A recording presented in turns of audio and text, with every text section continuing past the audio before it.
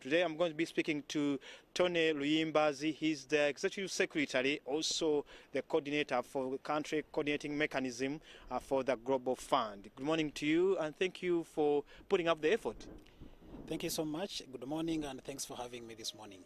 All right. Let's begin with talking about this disease. It's a burden to many people, especially those in rural areas. Malaria. How bad is the situation so far? The malaria situation is not so good in some parts of the country.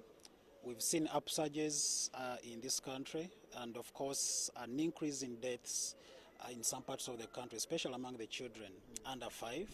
So it raises concern not only to us as the country coordinating mechanism, to the main development partners, but also to Ugandans. Okay, so it's an issue of concern that we must get interested in as a country. As the country coordinating mechanism, one would want to understand your effort towards the fighting this disease. What have you done so far that one should be interested in, knowing that yes, we are doing something in trying to bring down the numbers of malaria, especially in pregnant mothers, but also in children? Thanks so much. So the country coordinating mechanism is a partnership between government of Uganda, the civil society organizations and development partners to fight HIV, TB and malaria in this country. Taking it down to malaria, the Global Fund through the CCM has invested over $263 million in the current funding cycle that is running between January 2021 and ending December 2023.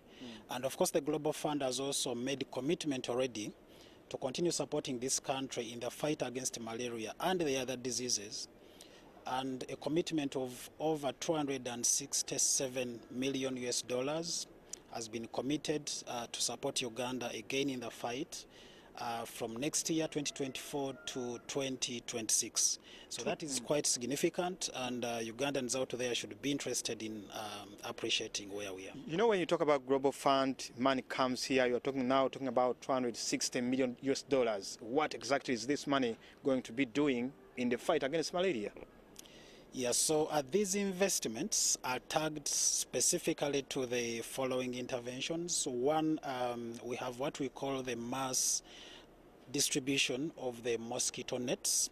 Of course, many Ugandans out there in the different parts of this country have received mosquito nets from government of Uganda. That is partly a contribution of the Global Fund.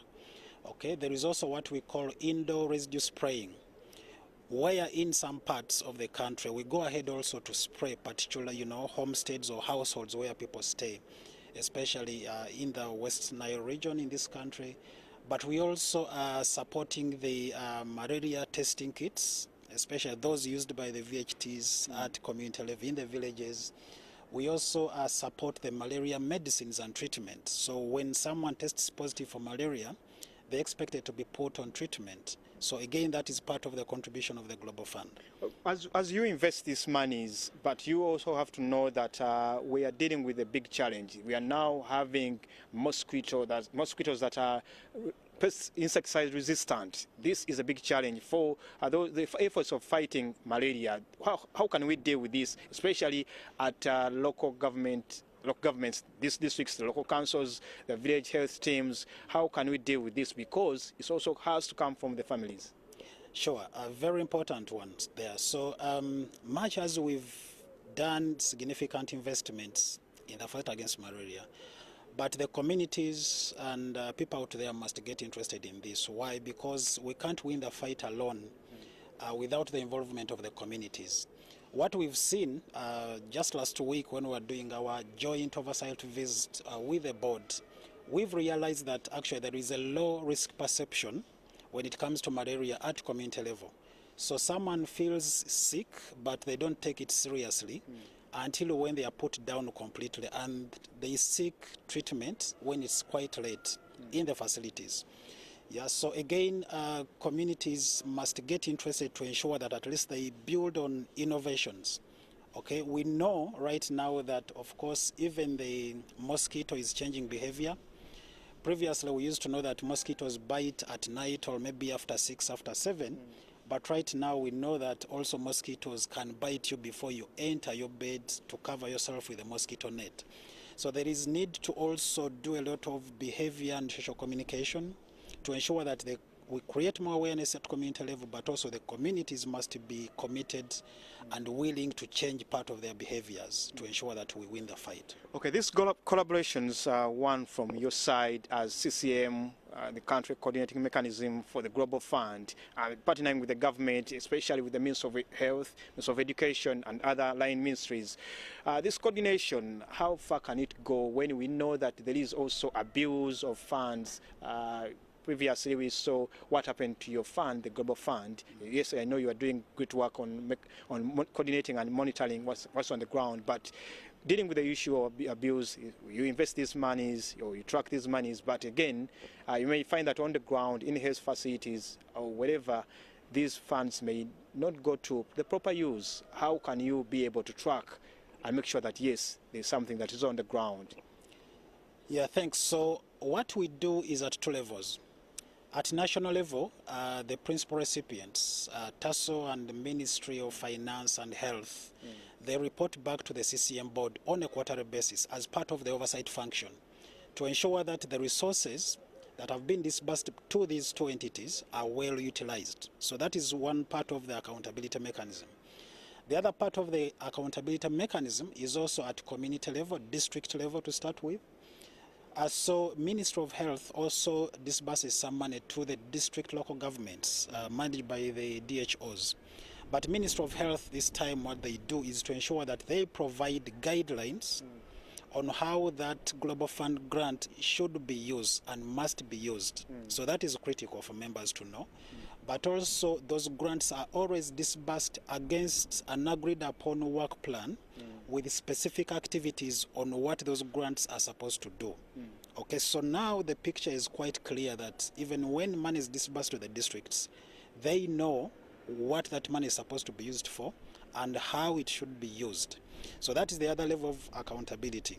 Now what we request communities to do at community level, in your village, away from the facility, away from the village, just to ensure that also community members get interested to participate in community-led monitoring mechanisms. And we have structures through which the community members can report back on the utilization of the different interventions that we do at community level. Are they working? Are they not working? What else should we do? So through that reporting mechanism, we engage and ensure that we take feedback from the communities and also to ensure that we redesign our programming accordingly. Does this mean that there are ongoing studies that are being done to point to this direction of trying to combat or even fight malaria, but also control its spread, especially amongst the young ones? Are there studies that you are part of? Yes, so there are ongoing studies that the Ministry of Health is doing together with WHO to ensure that at least we understand, especially the current scenario, when we talk about the changes in behavior of the vector, or the mosquito, what is changing, but also trying to understand where we are doing indoor residue spraying. Is there an issue with the chemicals that we are using in terms of effectiveness? So there are quite many ongoing studies, and at the right time, definitely, we'll get you informed about the findings and the results. But most importantly, they are aimed at informing our programming to ensure that we respond to these needs. Okay, you spoke about the outreach that you've been doing in different districts, but I also want you to speak to these local government leaders, because I know at every village there is a village health team. At every district there is a task team that is supposed to do health monitoring and investment. What's their responsibility in the fight against malaria, especially now that we are commemorating this World Malaria Day? Yes, so these district health structures, the health teams, the VHTs, and many others, we know they play a critical role. But in the districts that we visited Kamwenge, we visited Ntoroko districts, the other team visited Dokolo and Alebtongo districts. At least we've seen in the districts where we visited that the district leadership is now very keen to rejuvenate and strengthen further these task teams focused on malaria to ensure that at least the interventions that we do at community level are more effective in terms of utilization, but also spread out, and also ensure that they are able to identify any issues within their districts and report back and discuss them even at district level during their periodic review meetings, monthly but also quarterly, to ensure that those issues are actually reported through the systems and structures back to Ministry of Health and to the partners. Yes. I call upon all Ugandans, especially at community level, to get interested. We can't win this fight alone as partners, as Global Fund. It takes all of us, and the theme is getting back on track to end malaria by 2030. Thank you so much, Tonny Luyimbazi. He is the Executive Secretary and also the coordinator of country coordinating mechanisms for the Global Fund here in Uganda. Stephen Imbido Fefeso Ichuga been speaking to him about this day, which is World Malaria Day, and what you and me can do in fighting malaria, which is the leading cause of killer disease in Uganda. Stephen Imbide, Professor Chibuga, have to hand you back to studio, but I have to also remind KCCA that along the Winton Road there is a tree that fell on the road, that's the Winton Road, but also in Nankulabye from Mengo, that Balintuma Road, there is also another tree that fell, causing some traffic congestion there. Stephen Imbide, Professor Chibuga.